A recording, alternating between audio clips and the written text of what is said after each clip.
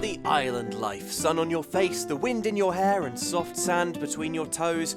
If you're playing Animal Crossing New Horizons, you'll know this game is about none of these things. It's endless daily toil, hacking at rocks with a shovel, labouring in debt, shaking a tree with your bare hands to get the sticks you need to live, and hoping to God it isn't full of wasps. Yes, island life can be tough, but you can make it easier on yourself with these beginner tips we wish we'd known before starting the game. Though, fair warning, none of these tips will tell you how to get this wearable bath towel. That was a gift that fell from the sky, so I'm afraid you'll have to find your own incredible fashion innovations.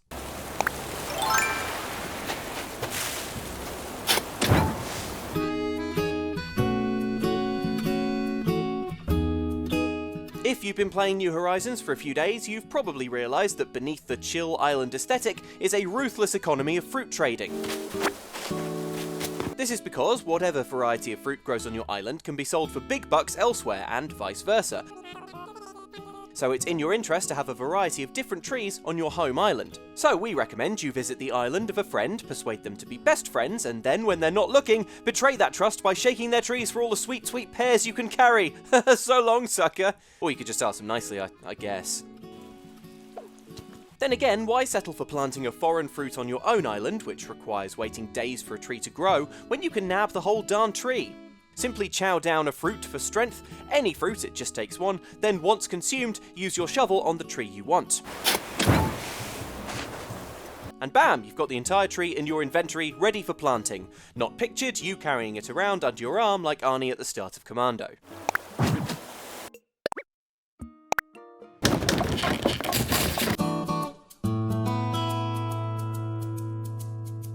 You can't get anything done in New Horizons without the right tools, which means you'll be spending a lot of time at Tom Nook's workbench, which luckily you can use endlessly for free, which really isn't like him. Maybe he has sunstroke? Crafting is essential for everyday tools like fishing rods and shovels that break after a while, but will also let you create cushy luxuries for your home, like a mossy rock. Look at that beautiful moss rock. That'll make the other AI residents sick with jealousy, which of course is the ultimate goal of the game. What I mean is you're going to be spending a lot of time hunched over crafting tables, so you'll be delighted to learn you can speed up the process massively by hammering the A button on your controller.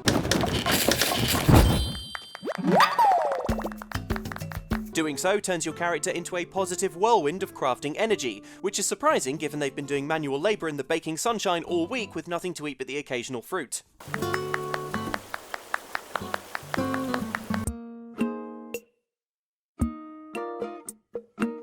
Cash monies, or bells as they're called in-game, are vital if you want to eventually wriggle out from under the yoke of your immense Nook Inc. mortgage and buy supplies. What? This counts as supplies?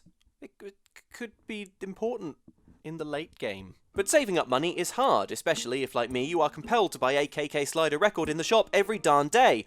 Oh yes, more records. Soon my KK Slider shrine, wall of art, will be complete. Make the mission for Moolah a bit easier by searching every day for the spot on your island that glows with a golden light. Dig there, but don't grab the cash and leave. Instead, put money in the hole. 10,000 bells if you can spare it, because in a few days' time, it'll sprout into a money tree that pays out 3 times what you buried. 30,000 bells is the max you can get from these money trees, it seems, so don't bury more than 10,000. And for God's sake, don't let Tom Nook find out that your home sits atop a vast underground cash reserve. He'd probably turn the island into a money-drilling offshore oil rig and have fracked the place in half by next week.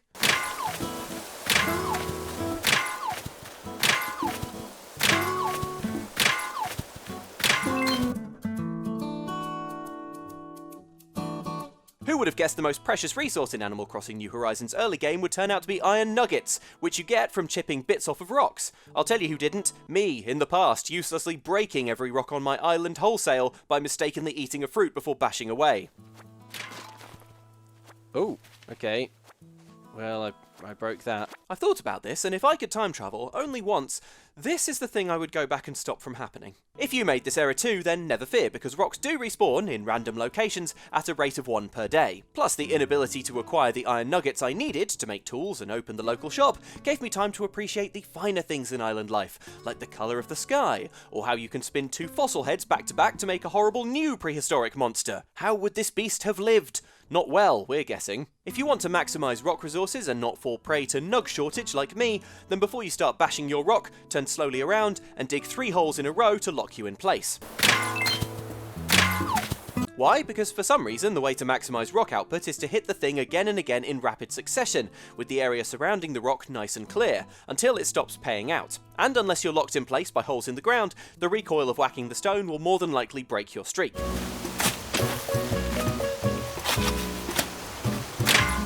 Plus, if you're bored, you can use this digging method to fence in other residents. If you can live with yourself, that is. I'm so sorry, Timmy or Tommy. So, when you set out to harvest nugs from a boulder, we recommend digging those 3 strategy holes, but also don't eat any fruit beforehand. Because eating fruit makes you big and strong, and if you're strong, you'll wind up uselessly smashing the boulder with your superhuman fruit strength, like the mighty Thor on an all-coconut diet.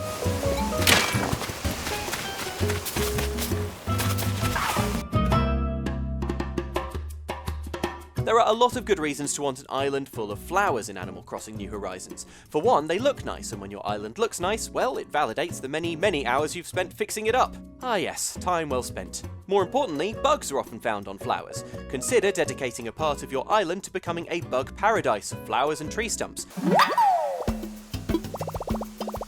This will attract critters with which you can wow Blathers, the museum owner, an owl who claims to hate bugs, but between you and me, I think he's eating them because I'm sure I've donated more than I can see in these tanks. Beware though, because although it does seem that you can walk over flowers without harming them, sprinting over them does damage these delicate blooms. After a short while, sprinting over flowers will destroy them, as we proved when we tested our thesis on a deserted island we visited with the use of a Nook Miles ticket and were systematically strip mining it of all its natural resources. Trample, trample, trample.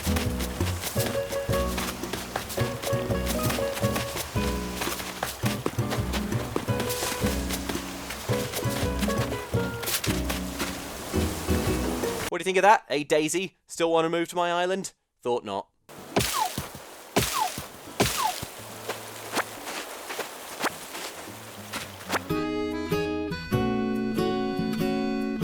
When you're getting started in New Horizons, wood is the most important material around, unlike in real life where it's only good for whittling into spoons, throwing for dogs to fetch, and I'm pretty sure that's it. Luckily, wood can be found in abundance, what with all the trees around, but therein lies the issue.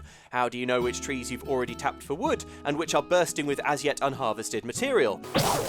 Especially when they're crowded around the island in such irregular patterns. Ugh, nature, why can't everything be brutally efficient straight lines? Soon. Well, thanks to this very simple tip, credit for which goes to Steve Hogarty on Twitter, we have positively revolutionised our wood farming process. Simply do all your chopping, but without collecting any of the wood that falls. That way you can crisscross the whole island, easily spotting any trees you haven't smacked yet. When you're done, then go round and pick up all the goodies at the end. Nice! We knew there would be a way to impose ruthless efficiency on island life, and we found it at last.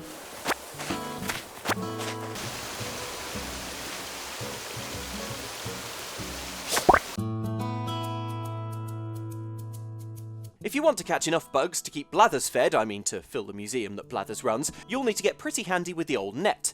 But as you've probably noticed already, some bugs are harder to catch than others. Sometimes because of the game's partially fixed pivoting camera perspective, and sometimes because it's all too easy to scare them away by moving too fast. Well, as far as we're aware, the game never tells you this, so you could easily miss it, but if you hold A while holding the net, you move much slower. Which A makes you look kinda like a comedy villain, but B lets you creep at a pace that most bugs won't react to. The perfect scheme to net more rarely seen beasties.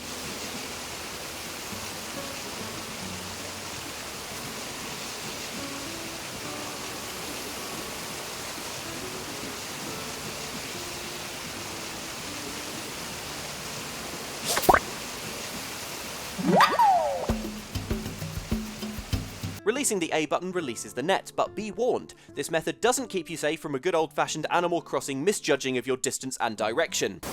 You have no idea, viewer, how badly I wanted that ladybug. Can you hear the screaming in my footage? I feel like you can. So those were a few useful little tips to make life easier in the first few days of Animal Crossing New Horizons. And we didn't even get to how you can use the face paint option to give yourself tattoos and angry eyebrows. What do you mean that's not useful? Who doesn't want angry eyebrows?